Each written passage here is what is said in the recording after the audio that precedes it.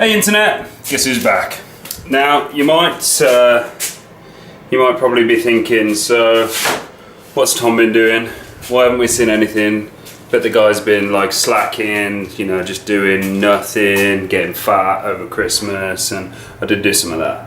But also pretty much done loads and loads of stuff, which none of you have seen because I've had camera problems. I'm on a new camera now, a Sony thingamabob, which seems to be working alright. And I've just been focusing on getting stuff done, to be honest with you. It's been really busy over Christmas, and I've just wanted to get stuck in and get as much done as I can.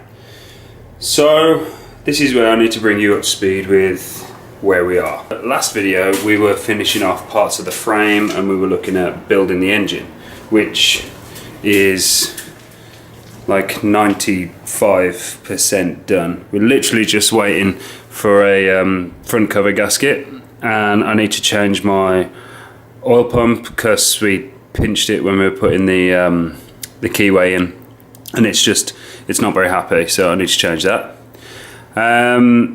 What else have we done? So I'll tell you what I'm going to do. I'll just put in a quick montage now of me working with Colm from Garage Reg. Now, one thing I do want to say is Colm is flipping incredible. Like, the guy is ace. He's been so helpful to everything that I've been doing. He's always been like at the end of Facebook Messenger or the phone with advice on what I should and, you know, what he thinks I should and shouldn't do. He's sourced parts for me, and he's just incredible, really, to be honest. So a lot of where I am now, and you know, he's been a big help, but I wouldn't be as confident in what I've done without Colm's help. Now he's got his own company called Garage Reg.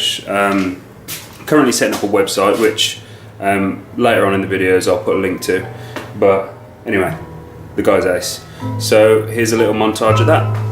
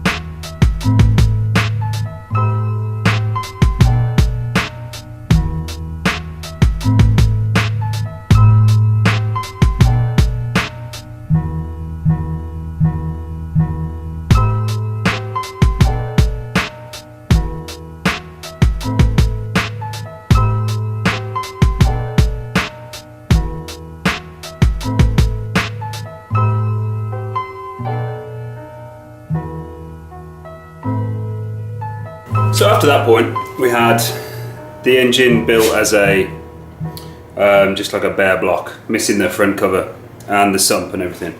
And we're waiting for the front cover gaskets to come in, and I still don't have one because they've got lost in shipping, and I'm waiting for a replacement to come, which is fine because now it's given us a chance to do so much more. I've had to get the engine in and out like 4 or 5 times, but it's okay. Everything's blocked off and it's fine. So what have we done? Well, the frame is finished. Now originally I was going to be mounting the oil coolers in front of the radiator here, but because I wanted to keep them out of like the crash zone, but I was in a constant argument with myself as to whether that was going to block flow to the radiator, and in the end I just decided they're stock coolers. If I destroy one, I destroy one. I've got some spares anyway, so that's fine. So they've been welded in where they were kind of stock, which also means I can use my stock ore line, so that's fine. I've got the intercooler pipe work done. It's all cut and ready. I've literally just got to put some hose clamps on. What else? So I also made my first homemade manifold. This is it. It's all wrapped. It fits the turbo I had before, which is a P-trim Garrett. I've reduced the size of the hot side to a 0.84, I think. 0.84 from a 0.105. And yeah, I heat wrap the whole thing. I'll put some pictures up now of the process of building that. So that's all done. And I've also made my own downpipe, which looks like this. And I've also made my own mid-pipe. Now let's see if I can get you in here. I don't know how well this camera's going to react to low light, but we'll see. And yeah, there she is. So a V-band on a flexi at the bottom of the downpipe, all the way down there, mid silencer, and I've just got to go from that point back. So that covers all the exhaust parts. So what else have we done? I bought a different car. I got rid of the Fiesta. I bought a Ford Cougar in Cadbury's purple because it was the right car for the right money. And I also built a trailer.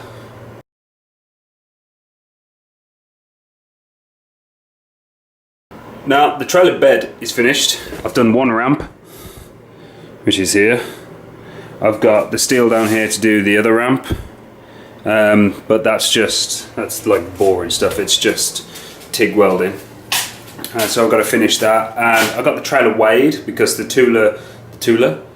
Cougar tows 2.1 ton, and the trailer's only weighted to 2 ton. The car, I'm estimating worst case scenario 1.3 ton. So I couldn't have a trailer that weighed more than 700 kilos. I got it weighed, I think it's 540 without the ramps. The ramps are 25 kilos, so we are sweet. So yeah, that's trailer, engine built, turbo, exhaust, manifold, screamer pipe, everything mounted, front frame finished. So what have we done next? We've done some other cool stuff, like these. Now, previously, I've burnt through a couple of sets of wastegate lines. Now you see down there, don't know if you can see down there, but that's where my wastegate lives. Now if you use this silicone stuff, it tends to melt, set on fire, and I've tried thicker, higher temp stuff, and that still melts and works a bit loose, and it's crap. So I've used stainless steel compression fittings, and I've done some hard lines to here. It looks a lot neater once my upper inlet manifold is on, but my wastegate solenoid basically just sits right there, middle port vents to atmosphere. And one of the scariest things I've ever had to do is drill and tap a turbo housing. So that's my feed. Now these all need to be tightened up, but that's fine. What else have we done? Ignition is still in the same position it was. Fuel pressure regulator, I'm still using this junky old thing. I don't even know what it is, but it's never let me down, so what's the point in changing it? And we're swapping from a gauge to a pressure sensor.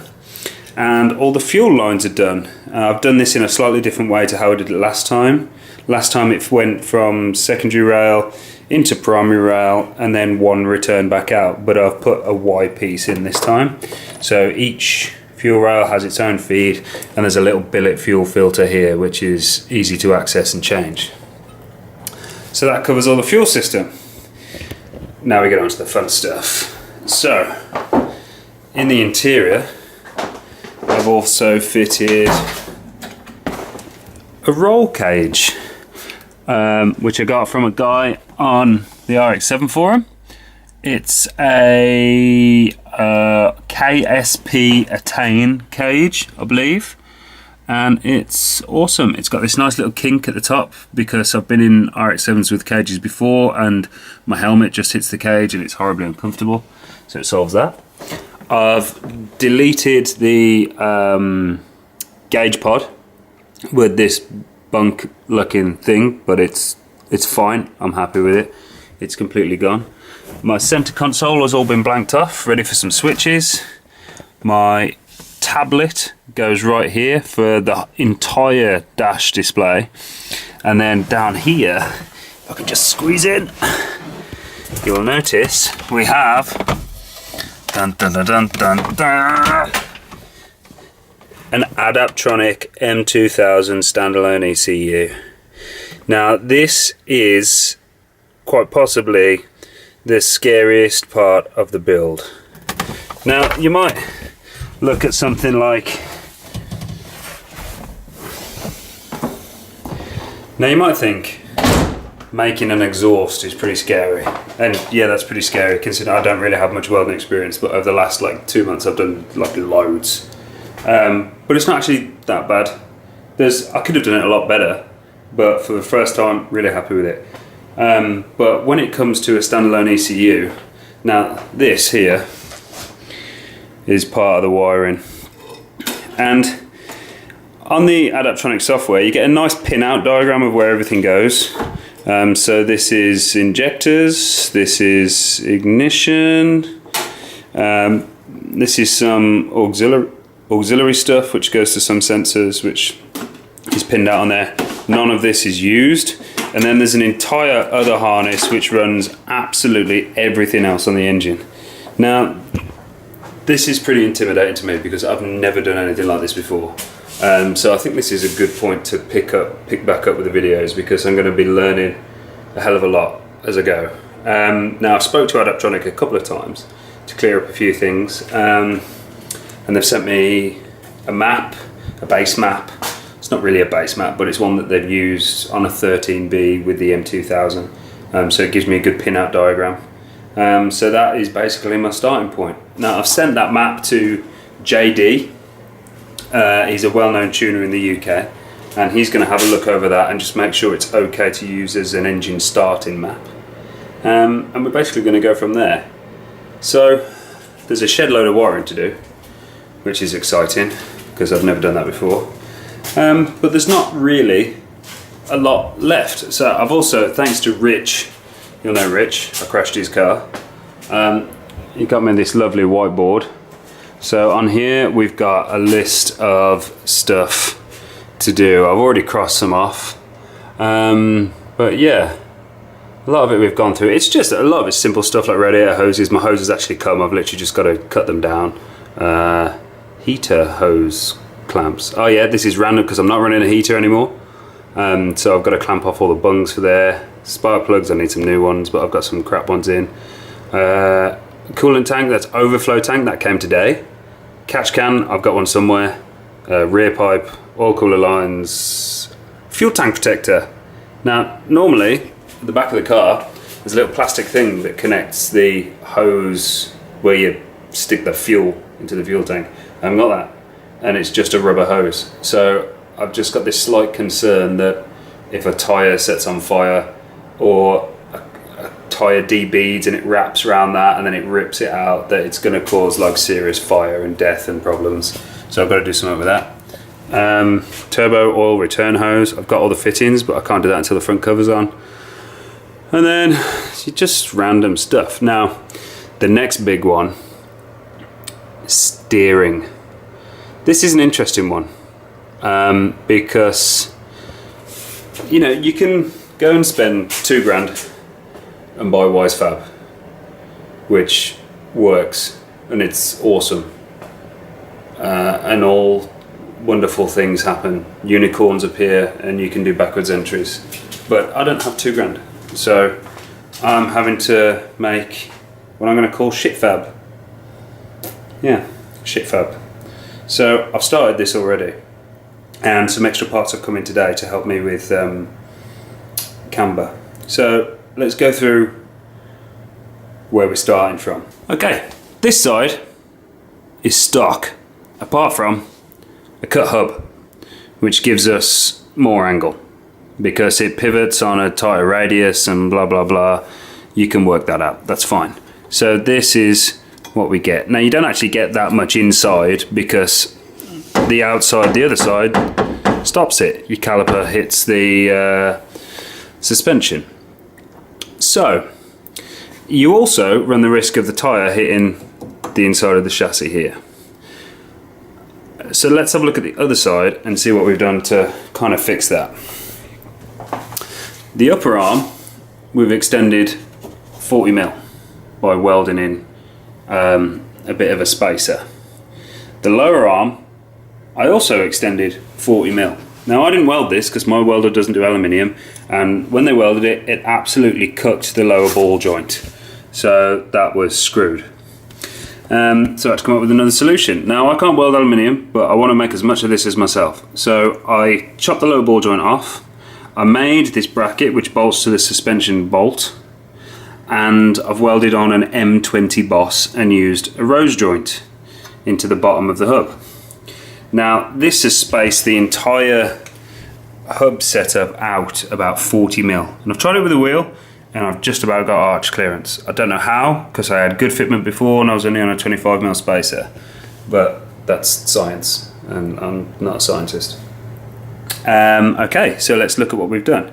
So what this ball joint will allow me to do is adjust static camber, and it will also help with camber on lock.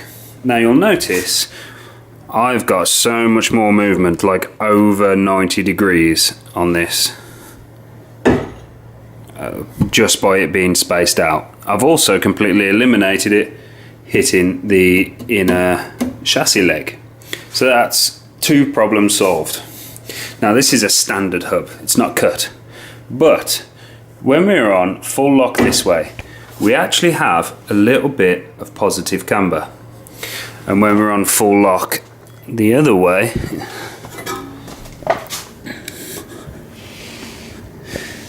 we also have a little bit of positive camber. So how are we going to solve that? Well, if you think like this, that is our ideal full lock. Savage, awesome. Now the reason we've got positive camber is because this joint and this joint rotate on a different axis. This is further in and that is further out. So as it turns, the disc does this as it goes round. So what we're going to do is we're going to cut this out and we're going to weld a new boss on the base, which will push the hub out that way at the bottom, which will then make our wheel stand more upright on lock. And it will also do the same this way, because it will push the bottom of the hub out and it will give us less positive camber on that lock, which is great. So this should work. I have no idea what it's going to do to caster and all that other magical bollocks that I don't understand, but we'll find that out when we get it down for an alignment. Also, this is like in super basic bitch form, so I've got to cut this out about here and make a bit more space because this has got to be relocated here and I'm going to end up running out of room. But yeah, so what else have we done? We've also added rack offset spacers because I did have a problem with the steering going over center, and these should eliminate that. So what they do is, if I just push this in. I'm not quite that strong. It's moved the pickup point for the tie rod further in, so that when I'm on full lock outwards, it doesn't go over center. I don't fully understand the science of over center, but this is going to stop it. Basically, it moves the tie rod pickup point closer to the lower ball joint of the hub. So yeah, that's that. Now also, we're going to have to do something about tie rod ends. So I'm actually going to make my own. Now I have those over here. We have some M12 female rose joints, a big old bolt, an offset spacer, and then I'm literally just going to put a spacer in between here, and that will help me depict how much of a drop it has from the hub. So yeah, this is what's known as complicated stuff, which I don't fully understand, but how else are you going to understand it unless you give it a go? I don't, you know, I'm not a big believer in what the internet says, so I'd rather go in and get it wrong a couple of times myself and figure it out than just, you know, cheat. But that's okay. So we've covered engine, exhaust stuff, frame stuff, trailer stuff, and ECU stuff. So what's the plan next? Plan is to smash through as much of that as possible, and I'm also going to be changing the way that I do the videos. What I want to try and do is do an upload every Monday, and instead of making videos that have a specific point that cover like a specific subject, I'm literally just going to film all week, and it's just going to be a weekly upload. So you know, whatever happens in that week. Whatever I get done, and you guys see it. And hopefully we can try and grow the channel a little bit. The real plan is to get as many drift days in as possible this year. That's all going to come down to how much I can get done on this turd, and how much money I've got. And time and money are running out. So yeah, just going to go with it and try and enjoy it as much as possible. But I'm glad to have you back. So yeah, look out for a video on, let's say, what day is it? It's the 1st. Not Monday coming, Monday after. Yeah. And yeah, I'm going to try and bring you along with more day-to-day stuff as well, because like I do have like a 9 to 5 job, which sometimes gets in the way, but that's what it is. So yeah, I'm looking forward to this. Cool. See you in a week.